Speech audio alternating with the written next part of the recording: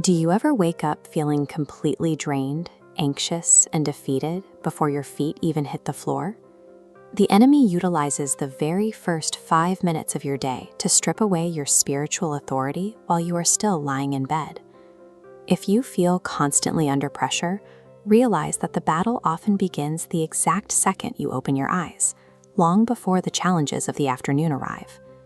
There are 4 specific traps embedded into the average morning routine that quietly drain your spiritual power. Most people fall into at least one of them every single day. Identifying these traps turns your morning from a series of reactive accidents into a controlled environment where you can protect your peace. The first trap is surrendering your first few minutes to chaos. For many, the first reflex upon waking is to reach for a smartphone. This diagram shows the result of that habit. When you immediately absorb the world's chaos through a screen, you permit external events to dictate your emotional state and induce early morning anxiety. In Mark 1:35, Jesus modeled a different approach. While it was still dark, he left the house to find a solitary place to pray, establishing his internal focus before the day's demands reached him. David employed a similar strategy in Psalm 5:3, laying his requests before God in the morning. He spent those first moments organizing his thoughts under God's authority to preempt the feeling of panic. Letting the world have the first word of your day surrenders your mental control. You must set your own mental architecture before the noise of the world reaches you. The second trap occurs in the kitchen. Most of us have refined rituals for coffee and breakfast to fuel our bodies for the day ahead. This chart highlights a common imbalance. We prioritize physical fuel, while the spiritual capacity needed to handle internal conflict remains completely depleted. Job 23:12 records a different priority. I have treasured the words of his mouth more than my daily bread. Spending 5 minutes in Scripture provides the ammunition needed to counter the doubts and lies that typically surface during the workday. Entering your day without spiritual preparation is like walking onto a battlefield without armor. You remain unnecessarily vulnerable to every stressor you encounter. The third trap is prophesying your own defeat. It happens through the words you speak while getting ready, such as, I can't handle today, or nothing ever goes right. Proverbs 18:21 states that the tongue carries the power of life and death.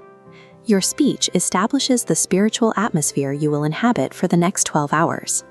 This principle is visible in Numbers 13. The Israelites saw the promised land, but described themselves as grasshoppers compared to the giants in the territory. The giants did not give them that label. The Israelites chose it for themselves. That confession of weakness kept an entire generation from their goal. Replace morning complaints with deliberate declarations that you are equipped for the day's tasks, even if the words feel unfamiliar at first. Your speech builds the boundaries of your day. When you vocalize defeat, you create a mental landscape where failure is the expected outcome.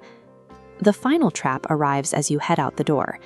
Anxiety often surfaces early, presenting a list of worst-case scenarios for the coming hours. We often try to solve next month's problems on a Tuesday morning, carrying weight that isn't meant for today.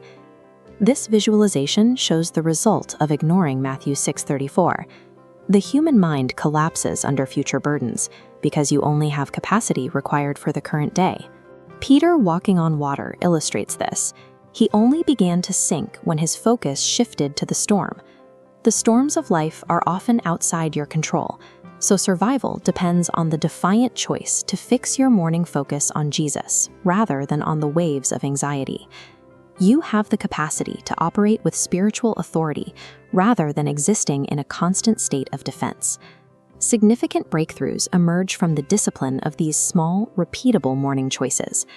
I want you to pick exactly one of these 4 traps and commit to breaking it tomorrow morning. Focus on just one change to start. Tell me in the comments which habit you are breaking. Share this strategy with someone who wakes up feeling defeated, and subscribe for more scripture-based battle plans. You aren't fighting to earn a victory. You are fighting from the victory Christ already secured. Use that authority to take your morning back.